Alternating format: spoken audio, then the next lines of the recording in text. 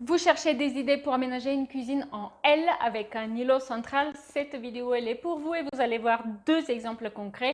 Une petite cuisine en L avec un petit îlot central et une très spacieuse cuisine en L avec frigo américain et avec un îlot central. Passez derrière l'écran de mon ordinateur pour voir tout cela. Mais n'oubliez pas que vous pouvez aussi télécharger la checklist rénovation offerte sur mon site web. Le lien sera en description ou sinon vous pouvez scanner le QR ici.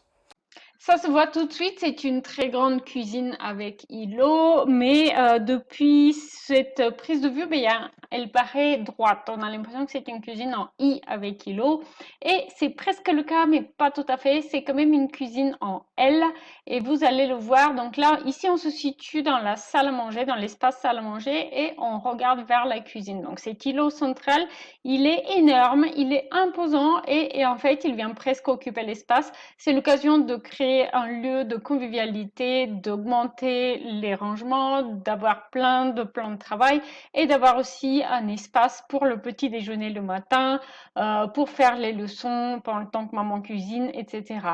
Alors, on avance un petit peu.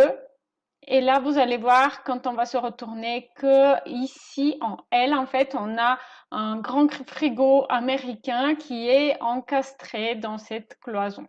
Et voilà pourquoi, donc, c'est une cuisine en L. En fait, ici, on a sur la gauche, je reviens un petit peu. Sur la gauche, on a 3 modules en colonne de rangement. Ensuite, on va avoir l'évier, du plan de travail linéaire complémentaire, l'espace cuisson, encore du linéaire complémentaire et du coup le frigo qui va être en L. Et ce grand îlot, il est simplement dédié au rangement et au plan de travail. Il n'a pas d'espace cuisson, c'est un choix. Et donc voilà pour cette cuisine en L avec îlot central. Et évidemment, on n'a pas tous la chance d'avoir une pièce aussi spacieuse. Donc si vous n'avez pas 70 mètres carrés pour votre pièce de vie, eh bien ne vous inquiétez pas parce que le deuxième exemple qu'on va voir, il va peut-être vous apporter inspiration. C'est une pièce beaucoup plus modeste. N'oubliez pas de me dire en commentaire lequel de ces deux exemples de cuisine en L avec îlot central a le plus inspiré votre imagination, votre projet à vous.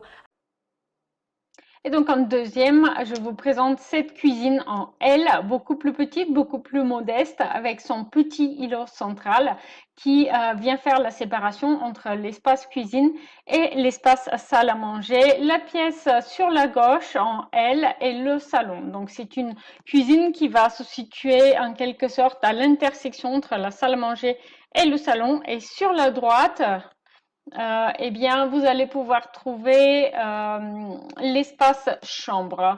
J'y crois pas, j'ai failli oublier cette cuisine. Alors, ne loupez pas cet exemple parce que vraiment, c'est une cuisine en L avec îlot central très convivial, très agréable dans un duplex, un appartement duplex. Donc, vous pouvez la voir en cliquant sur ce lien